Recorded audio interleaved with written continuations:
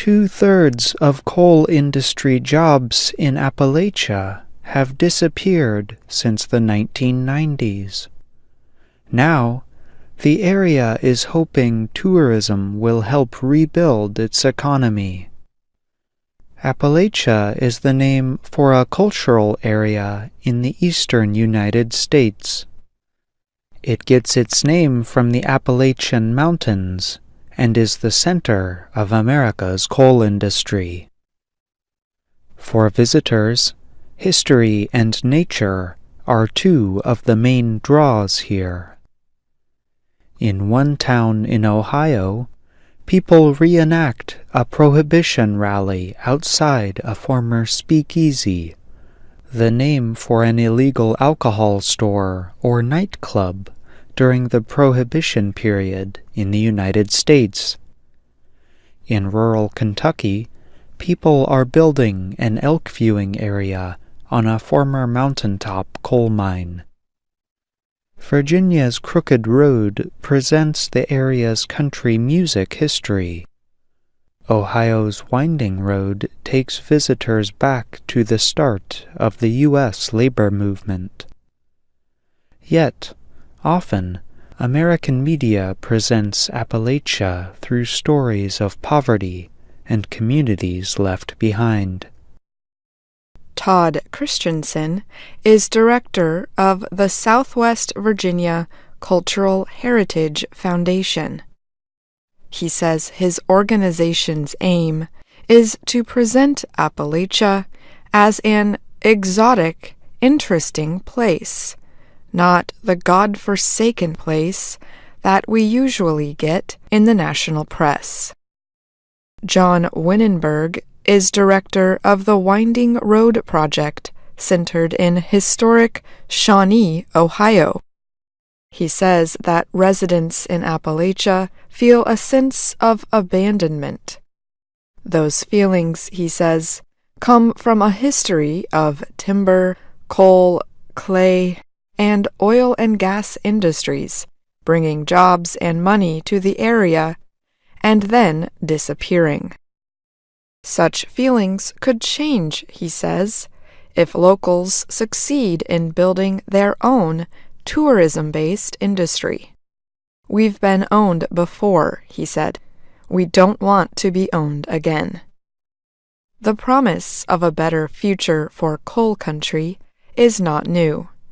Billions of dollars have been spent closing, reclaiming, reforesting, and redeveloping former mine land since the Federal Mine Safety and Health Act passed 40 years ago.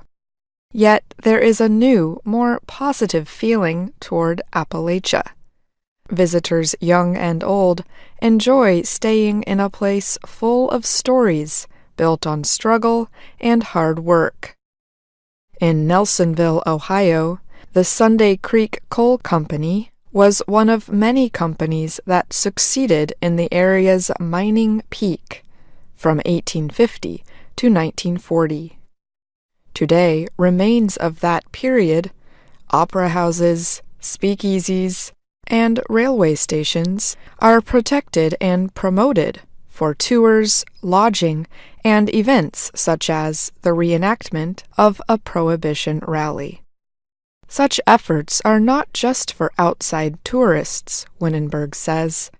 We're going for ourselves as well. The Appalachian Wildlife Foundation is in Corbin, Kentucky.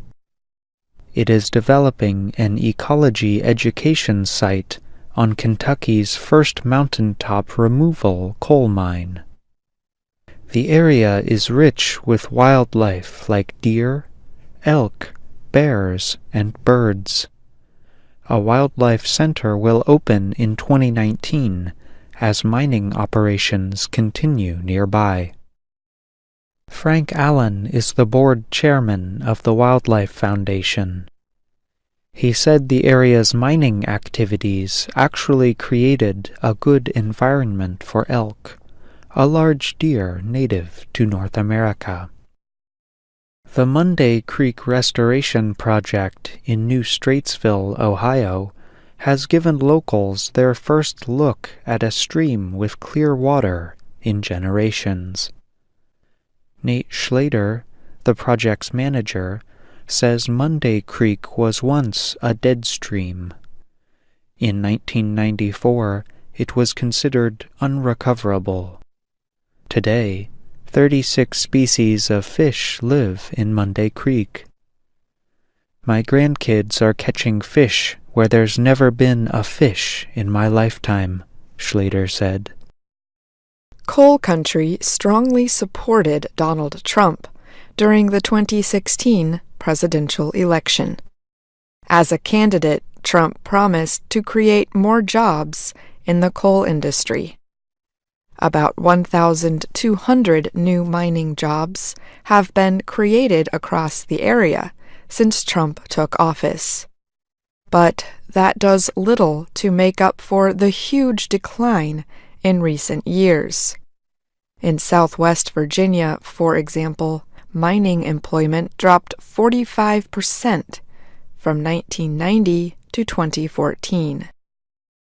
The new economy appears to be bringing jobs, tourists, and even new residents to Southwest Virginia. One study found that arts, entertainment, recreation, and related fields added over 5,000 jobs between 2000 and 2014. The area's professional, scientific, education, and health industries have also grown, the study found. Still, the area has lost many more coal jobs than it has gained in other industries, Christensen said. But he added that communities in the area are embracing the creative economy and the large numbers of young, college-educated people moving in. He added that visitors often come in with an expectation of what they think they will find. However, he says, 9 times out of 10, they leave with a different perspective than what they brought. I'm John Russell. And I'm Ashley Thompson.